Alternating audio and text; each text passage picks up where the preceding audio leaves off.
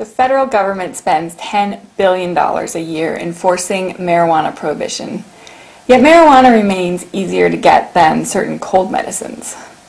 Regardless of how you feel about marijuana on a personal or even a moral level, does it really make sense for us to be spending this kind of money on an obviously failed effort? This issue became a little more personal for me recently. I had a contractor doing some work on my house. I'll call him John. He's a hard worker, takes pride in his work, and beyond that, he's just a really solid person who's had a bit of a rough life.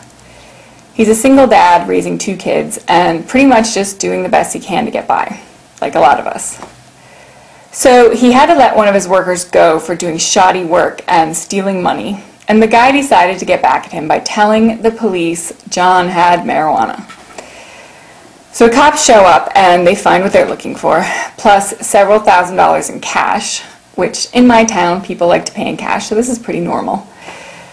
John gets hauled off to jail. The police confiscated the money and a bunch of other stuff as evidence, froze his bank accounts, took his car, and threatened to put his kids in juvenile services before he was even convicted of anything.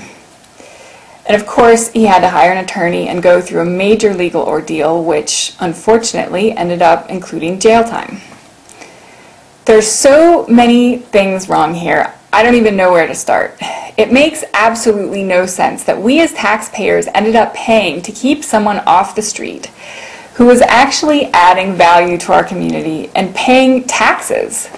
He's not a dangerous or violent criminal. He's a productive member of society. Why is our government wasting time and money fighting its own citizens? People who aren't hurting anyone and are contributing to our tax base. So what do you guys think? Should we be spending almost $1 billion a month prosecuting and incarcerating people like John? I just don't see it.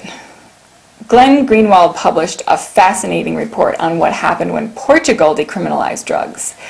You definitely want to check this out. I have it posted at bitestyle.tv as well as a bunch of other resources. I'm Shelley Roach for bitestyle.tv. Thanks for watching.